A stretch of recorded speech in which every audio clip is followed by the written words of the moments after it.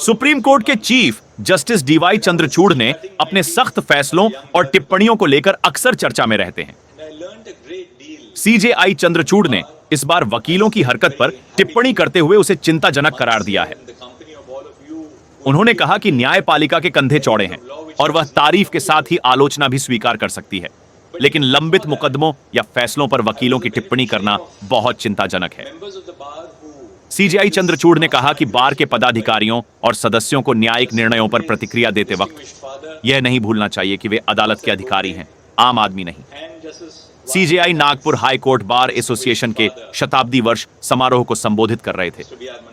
उन्होंने कहा कि एक संस्था के रूप में बार न्यायिक स्वतंत्रता, संवैधानिक मूल्यों और अदालत की प्रतिष्ठा की रक्षा करने के लिए जरूरी है। उन्होंने कहा, न्यायपालिका बार बार अपनी स्वतंत्रता और गैर पक्षपात पूर्णता, कार्यपालिका और निहित राजनीतिक हित से शक्ति के पृथक्करण के लिए आगे आई है। हमें यह नहीं भूलना चाहिए कि न्यायपालिका की स्वतंत्रता और बार की स्वतंत्रता के बीच गहरा संबंध है।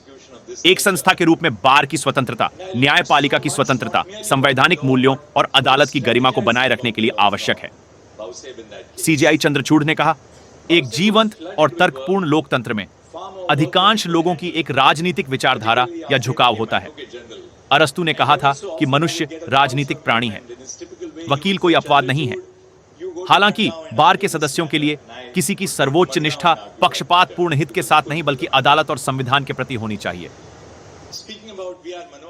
जस्टिस चंद्रचूड़ ने कहा कि सुप्रीम कोर्ट की संवैधानिक पीठ के फैसले कठिन कार्यवाही, व्यापक न्यायिक विश्लेषण और संवैधानिक सिद्धांतों के प्रति प्रतिबद्धता का परिणाम होते हैं। उन्होंने कहा, लेकिन एक बार जब फैसला सुना दिया जाता है तो यह सार्वजनिक संपत्ति है। एक संस्था के तौर पर हमारे कंधे चौड़े हैं। हम प्रशंसा और आलोचना दोनों स्वीकार करने के लिए तैयार हैं।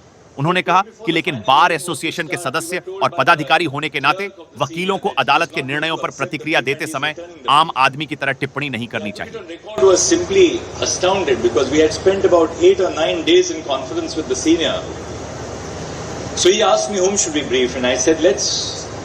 Go and speak to Manoj Sahib, who has just come to Mumbai for some other case. So he said, I'm going to go back to my room at the Oberoi by about 12:30. Come and see me at 5 o'clock in the evening for conference.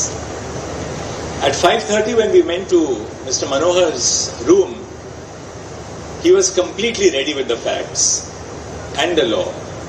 He had typically his green register where he would make notes in his beautiful handwriting. And he told us at 5:30, I have 3 questions to ask you about this case.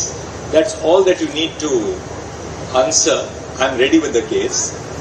As for the rest, I'm giving you a list of authorities. Please keep them ready in the court.